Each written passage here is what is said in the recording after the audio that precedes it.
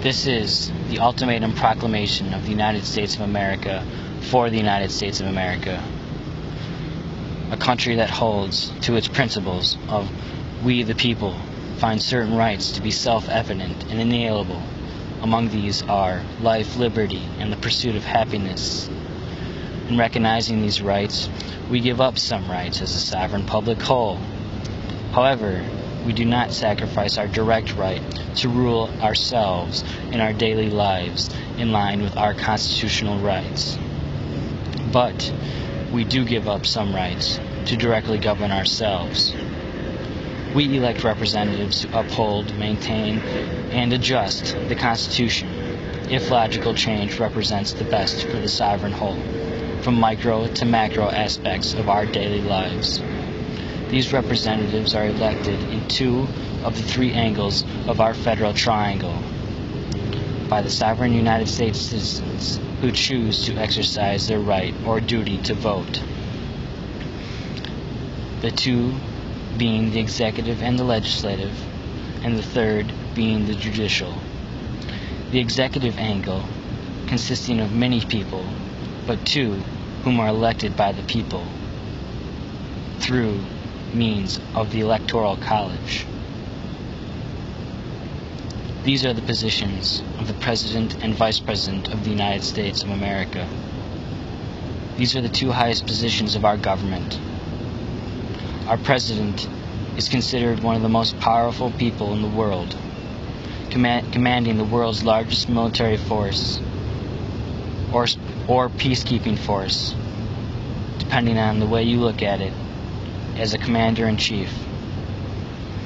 The utilization of this force greatly depends on the agenda of our President, seeking to better our country and the rest of the world, ranging from destructive war to constructive humanitarian foundation development at home and abroad.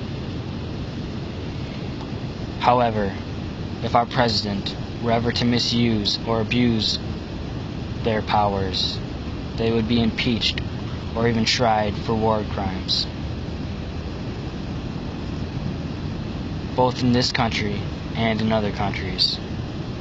For instance, if intelligence is fabricated, manifested, or manipulated to act as evidence for a preemptive war that will cost billions, if not trillions of dollars to wage, this would be an abuse of power and a great failure to the sovereign people of the country they serve, bringing humiliation to the principles we stand for.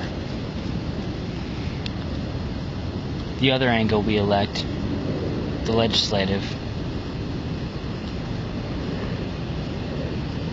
consists of a bicameral Congress, the House and the Senate, which is supposed to act as a check and balance to the executive. The House has the ability to impeach the President for such misuse of powers, while the Senate tries the impeachment cases. They have the ability not to grant executive war powers to the President if they feel information from the executive administration is wrong, false, or fabricated. Failing to stand up to war-hungry presidents of the 21st century in a diplomatic and information era is a disgrace to us, the people of the world, and the people they represent. The final angle of our federal triangle is the Supreme Court, whom aren't directly elected by the people, but by the elected representatives of the people mentioned earlier.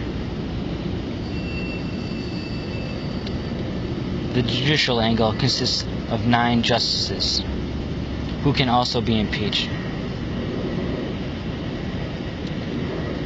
In the disputed 2000 election, the court voted 5-4 to halt a recount and failed to initiate a subsequent investigation into the mishandling of the election and its legitimacy.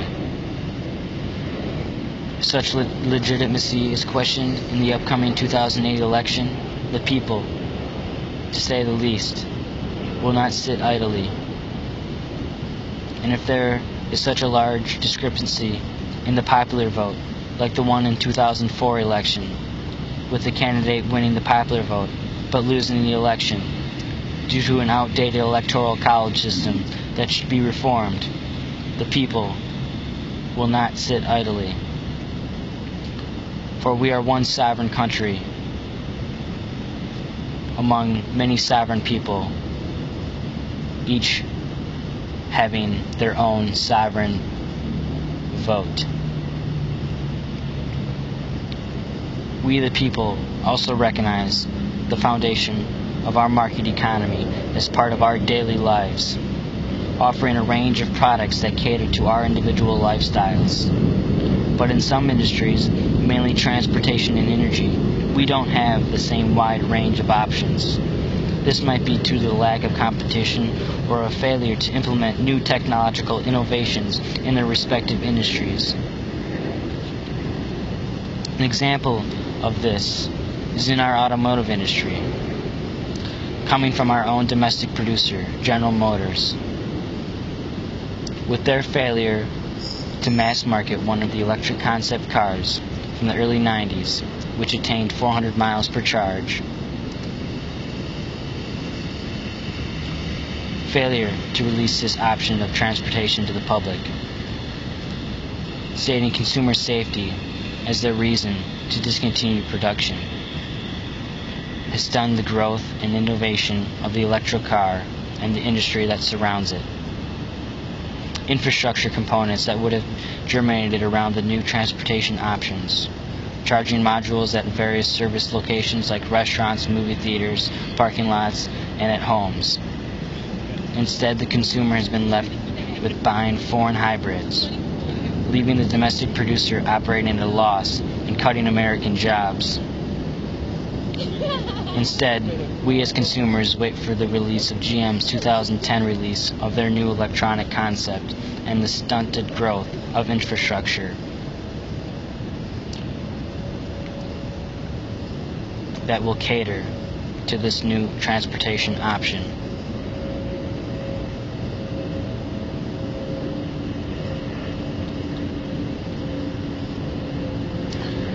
If the automobile is to remain a large part of our individual transportation, companies must continue to innovate and bring to market new options based on the best efficiency and cost of the daily work commuter. Does not and should not take any legislation such as fuel efficiency standards for any industry to maintain innovation and production of on the competitive front line. Stop tapering products into the market, just put them there. That is consumer demand, and we demand it. Also in our market is healthcare, one of the largest and most profitable industries in the country, where we are the only industrialized nation left without universal healthcare.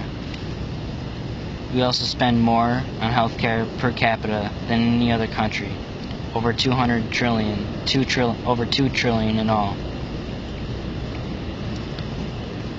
Simply, the profiteers of this industry are not the people, but instead a very micro population closely associated with pharmaceutical companies and insurance companies. If these operations are to continue, the healthcare industry's interests should be to lower the cost of people's health care and to the average per capita rate of like industrialized nations, providing packages at rates affordable to small and family businesses based on their revenues, or offering their respective employees individual affordable rates based on salaries. And further down the ladder, providing options for the unemployed, poor, and homeless populations. This is America, where we the people means no one should be neglected or denied health service. The wealth of our nation is the health of our nation. Another fundamental element of our economy is finance, lending and loaning today to meet tomorrow's cost of individual living standards. When loans are calculated praised, and made, it should already be evident the debtor will be able to pay back such credit given. If they are unable, it is the fault of the primary creditor for having miscalculated and appraised their customer wrongly.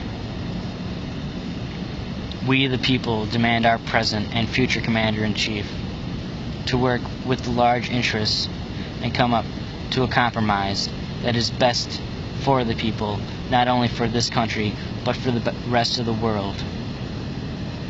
These industry interests being health, transportation, energy, and arms, but other interests too, of big families around the world, business families, working with but also demanding their change in operations and practices that are still profitable, but benefit the world in a more constructive way.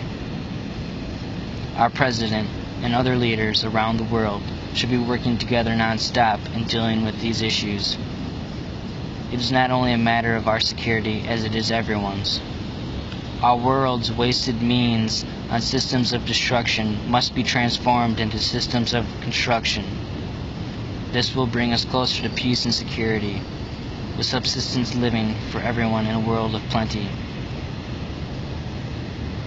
I am no one, as is everyone. If everyone is no one, we are all someone.